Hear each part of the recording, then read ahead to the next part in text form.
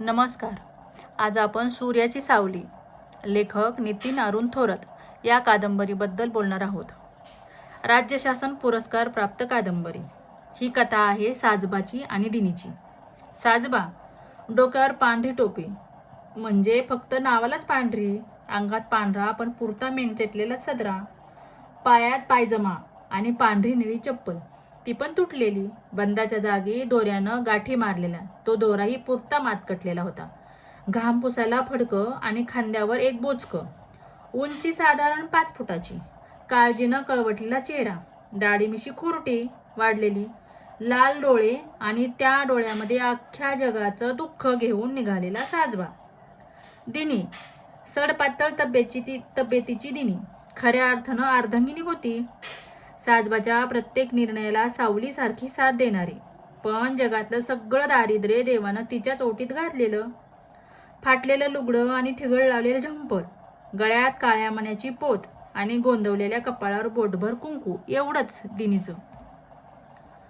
साजबा आणि दिनी रोज एका गावातून दुसऱ्या गावाला मुक्काम करायची. दिवसभराचे उन्हात पायपीट, मिळालं तर तुकडा खायचा, कुणाकडून तरी मागून. त्यांचं काम जे सांगल ते करायचं. साजबा पोराला आणि दिनीला 2 घास मिळावं म्हणून त्याचा सगळा जीव पोरात आणि दिनीत. असंच एका गावात जाताना दिनी उन्हामुळे बेशुद्ध पडली.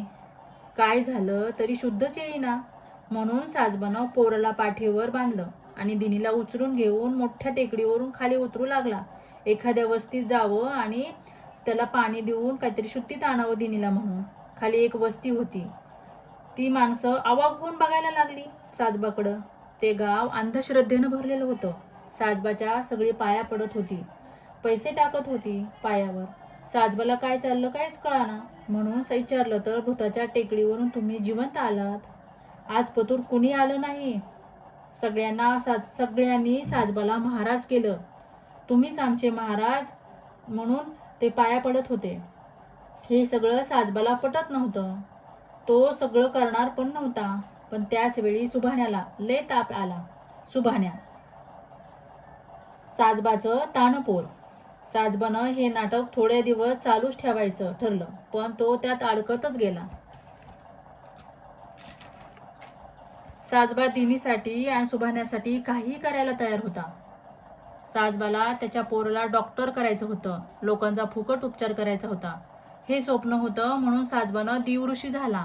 मनाला पटत नव्हतं तरी झाडपाल्याची औषधावरच तो बरा करायचा.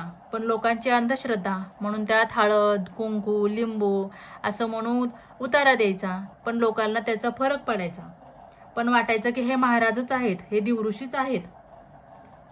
साजबा दिनी आणि सुभाण्याबरोबर सुखात राहत होता. शेवट कसा होतो या कादंबरीचा? साजबा दिवऋषी कायम राहतो का? साजबा दिनी सुभाण्याबरोबर कोण राहतं? सुभाण्या मोठा होऊन डॉक्टर होतो का?